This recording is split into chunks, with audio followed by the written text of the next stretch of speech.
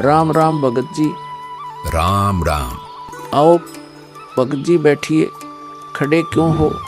संत रामपाल जी महाराज अपने परने को पुलिया की दीवार पर बिछा देते हैं और महात्मा जी से बैठने का आग्रह करते हैं।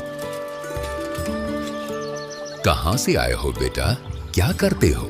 भगत जी, वैसे तो मेरा गांव धनाना है, जिला सोनीपत में पड़ता है। अब एक छोटा सा मकान बनाकर रोहतक में रहता हूँ। जूनियर इंजीनियर था, लेकिन अब नौकरी छोड़ दी है। बेटा, तेरे धनाना और रोहतक वाले घर के बारे में तो मैं अच्छी तरह से जानता हूँ, और यह भी जानता हूँ कि तेरे 2 पुत्र और 2 पुत्री हैं। मैं तो यह पूछ रहा था कि इस जन्म से पहले तेरा घर कहाँ था? अरे, इन महात्मा जी को मेरे बारे में इतना कैसे पता है? महात्मा जी, इस जन्म से पहले हम सतलोक में थे, वही हमारा घर था।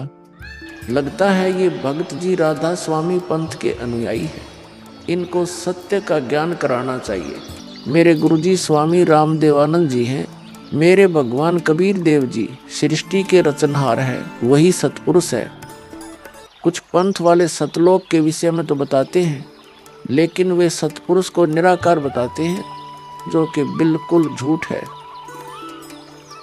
भक्त जी, मैं स्वयं संत गरीबदास जी के पंथ से जुड़ा हूँ।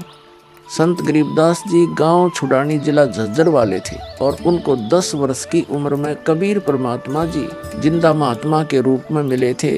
उसके बाद कबीर परमात्मा जी गरीबदास जी की आत्मा को अपने साथ सतलोक ले गए थे, और वहाँ की सारी व्यवस्था दिखाकर उन्हें इस धरती पर वापस छोड़ा था।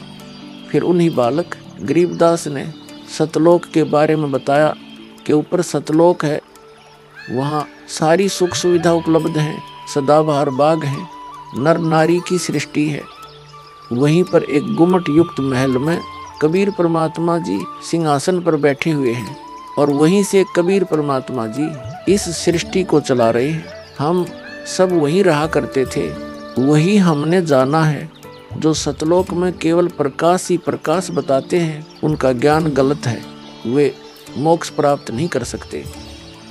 भक्त जी, उस बालक गरीबदास ने वाणियों के माध्यम से बताया है कि गरीब अनंत कोटि ब्रह्मांड का एक रति नहीं भार, सतगुरु पुरुष कबीर हैं कुल के सिरजनहार। कौन कबीर?